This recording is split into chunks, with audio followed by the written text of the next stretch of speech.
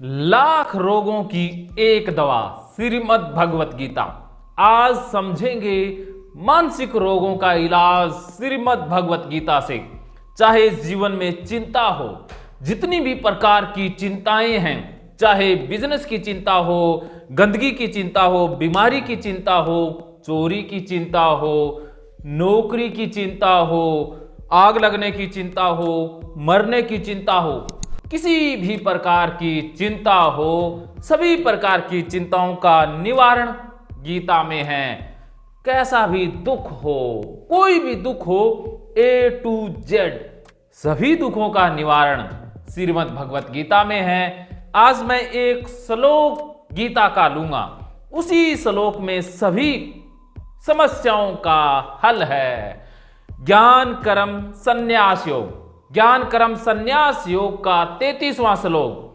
भगवान श्री कृष्ण अर्जुन को कहते हैं, हे अर्जुन, द्रव्य में यज्ञ की अपेक्षा ज्ञान यज्ञ सबसे सर्वश्रेष्ठ है, और ज्ञान यज्ञ में यावन मात्र सभी कर्म समाप्त हो जाते हैं। ज्ञान यज्ञ से सब कुछ समाप्त हो जाता है। एक उदाहरण से समझिएगा।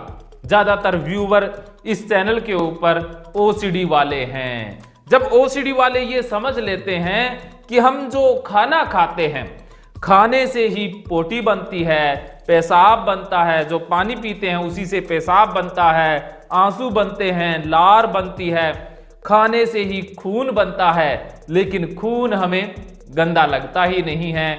खाने से ही वीर्य बनता है, वो भी गंदा लगता नहीं है। कुछ लोगों को जरूर गंदा लगता हो, लेकिन खाने से ही चमड़ी, हड्डियां, सब कुछ खाने से ही बन रहा है। तो ये ज्ञान यज्ञ हुआ कि जब खाने से खून बन रहा है वो गंदा नहीं है, लेकिन खाने से जो पोटी बनी वो गंदी कैसे हो सकती है? इसका मतलब है सब कुछ शुद्ध है, सब कुछ साफ है, ना पोटी गंदी है, ना ही पोटी से नफरत करने की जरूरत है। तो ये हुआ ज्ञान यज्ञ। भगवान श्री कृष्ण यही तो कहते हैं कि जब ज्ञान चक्षु खुल जाते हैं तो यावन मात्र सभी कर्म भस्म हो जाते हैं। हमने जो भी किया, जो भी हम कर रहे हैं, वो करना छूट जाता है। जैसे ओसीडी में बार बार कंपल्सन किए जाते हैं, कोई बार बार हाथ धोता है, कोई चेक करता है, कोई बीमारी के रिगार्डिंग पढ़ता रहता है, टेस्ट करवाता है, कोई भगवान से माफी मांगता है। तरह तरह के कर्म ओसीडी में किए जाते हैं। डिप्रेशन वाले कुछ नए करने का कर्म करते हैं, बैठ जाते हैं। तो यह भी भगवान श्री कृष्ण कहते हैं कि ये सारे कर्म यावन मात्र कर्म कट जाते हैं। कर्म बंधन से छुटकारा मिल जाता है ज्ञान यज्ञ के द्वारा। तो ज्ञान चक्षुओं को ओपन करना है, खोलना है। सारे कर्म, कंपल्सन, दुख, चिंताएं, टेंशन खत्म हो जाएंगी।